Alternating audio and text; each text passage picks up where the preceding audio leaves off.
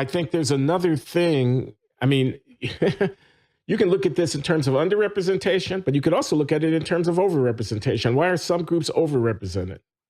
Okay, I mean, what accounts for that? I mean, presumably, whatever explanation you give about underrepresentation, there's going to be something on the flip side of that that accounts for overrepresentation. So here's one of those things. How hard did you work? How much time did you put in? How much effort did you exert? How many hours a week did you study? Okay. Now, there are ethnic group differences in those things. There's a book out there about Asian excellence in academic undertakings. It's called The Asian American Achievement Paradox by two sociologists, Jennifer Lee and Min Zhou, Z-H-O-U, who are of Asian background. I think Jennifer Lee's Vietnamese and Min Zhou is Chinese. Of Chinese extraction, yes. And published by Russell Sage Foundation Press, which is a center-left orientation in social science publishing, and based on extensive interviews of families in Southern California, hundreds of them, where they spent many, many hours with these families, asking them about their kids and what happens in their home and what happens in their schools and so forth and so on. And the bottom line is there's a culture of achievement that has its impact on the way parents and children interact with each other and the way they interact with the school system, with the consequence that these kids can't come home with a low grade without the parents being disappointed. There's filial piety. They want to please the parents and honor their parents and so forth. And this has an impact on their effort and so forth and so on. Anyway, they have an elaborate account. I'm not going to try to summarize it all here, but just to say there are behavioral and cultural foundations for these differences in group performance. There's another factor, and it's called the incentive effects, or if you will, the disincentive effects of affirmative action. I'm going to get into trouble for saying this, but I'm going to say it anyway. If you tell a kid that they can score at the 70th percentile of the population taking the LSAT, the law school admissions test, and they can have a B or a B plus average in college and still get admitted to Georgetown Law Center, that's one thing. If you tell the kid they had better be at the 90th or higher percentile of the LSAT population of test takers, and they had better have pretty much an unblemished straight A record in their courses. Otherwise, there's no chance that they're going to get into Georgetown Law Center. That's a different thing. Now, if the kid is Black, the first scenario applies. They have a pretty good chance of getting in if they're above average, but not at the very top of the distribution of test takers. And if they've got a good, but not pristine transcript, they still have a good chance of getting in. If the kid is white, they basically have no chance of getting in to one of these top law schools if they're not right in the upper tail of the test-taking distribution. And if they've got more than 1 or 2 Bs on their transcripts, they have no chance of getting in. Now, all I'm saying is if that's the world that people are living in, the incentives for effort that would affect their performance after they've been admitted is very different as between the two populations. We've created a regime where the message that we send out to students of color is you can be okay, but not absolutely great, and you still can have a pretty good chance of getting admitted to our program. The idea that that would not affect people's behavior, I think, is just contrary to common sense. How much is a question that would have to be studied, but the incentives here are not entirely healthy.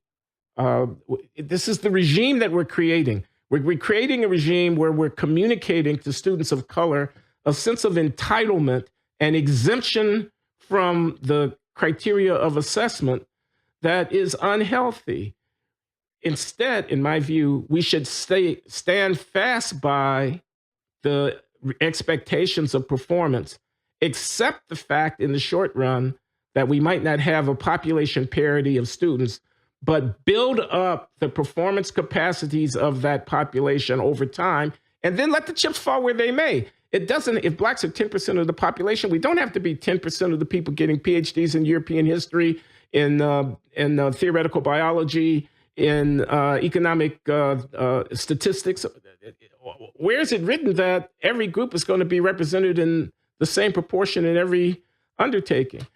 But a world in which we send the signal to black students, we welcome you on the expectation that your performance is comparable to the others whom we are admitting to our rarefied program of study, is the only world I think that is worthy of the name equality.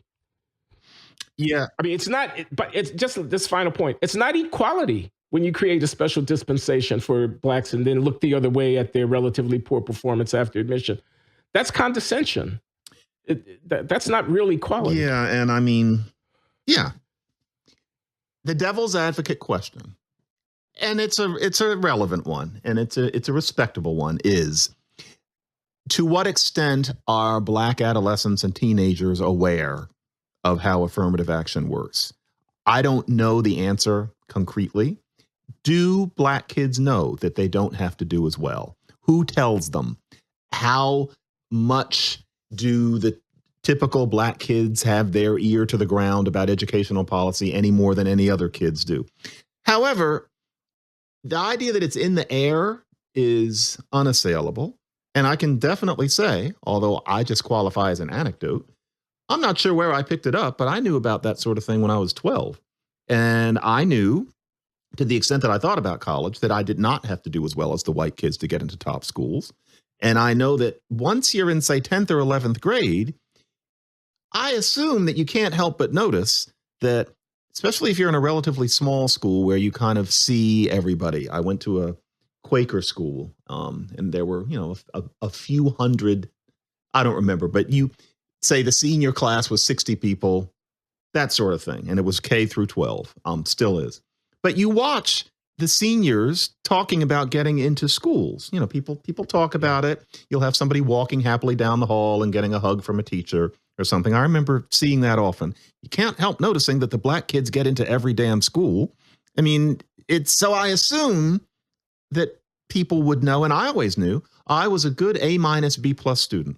Quite frankly, I could have been an A+ student, but I didn't feel like it. I had my nerdy interests, and I knew if I work just at the level I do work, I don't have to worry about whether I'm going to get into places. I'll be just fine. I don't remember ever saying it to anybody, but it was painfully clear. And I don't think I was that different. Shelby Steele has a passage in one of his books where he says something along the lines of, we exempt black students from serious competition and then wonder why they're never qualified for it. And that's exactly it. They never seem to hit the highest note, but then again, they're not required to. And he's absolutely right about that. And what all of this really is all of these people are basing themselves on a certain fundamental idea that for us to hit the highest note is either not authentic to us, or that we need to teach this evil society a lesson by exempting ourselves from it because it shows that racism exists or something like that. But yeah, it's a kind of condescension. And all of it is where you get Carol Kelly. It's where you get Ibram Kendi. All of these people who are very comfortable with the idea of saying that if black kids aren't good at it, it's racist, and therefore let's get rid of it, even for other students. And when you fight against this ideology, you're told that you're a racist, you're an Uncle Tom, that you just don't get it. But what is the it to get? And the society that these people want to create is one that I really would not be interested in participating in. And I wouldn't want, Yes. I worry about my children going out into this society. I'm just waiting for them to start being treated as these tokens of diversity. And it's not the way things should go. Ugh. Well, I just wanted to remark, I think you raise a very good question when you ask, what do we know about what kids actually know? Mm-hmm. Do they see the world the way that I just got through describing it with the special treatment for black kids? Are they aware of that? And I don't know the answer to that question. I suspect they are, but that would require a survey and an investigation, and it would be a very fit topic of research to try to get some sense, get a handle on how have these policies shape the way in which kids perceive their opportunities and react to those perceptions. Mm-hmm. I can tell you this from my interaction with elite white students here at Brown University who have gone to high-end private schools in New York City and like places, or ultra competitive public schools around the country.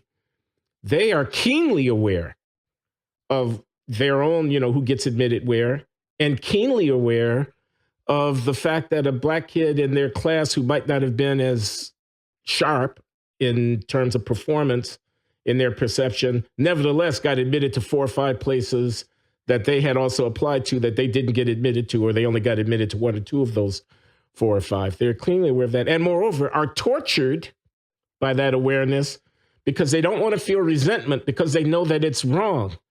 They know that they shouldn't be, according to the religion, they shouldn't be resentful of having been squeezed out and not having gotten admitted everywhere that they might have applied, even though they were, quote, better, close quote, than a black kid who did get admitted there. They're supposed to be on the right side of history and for social justice. And so they're tormented within themselves about how to feel about being aware of the differential treatment that they're experiencing.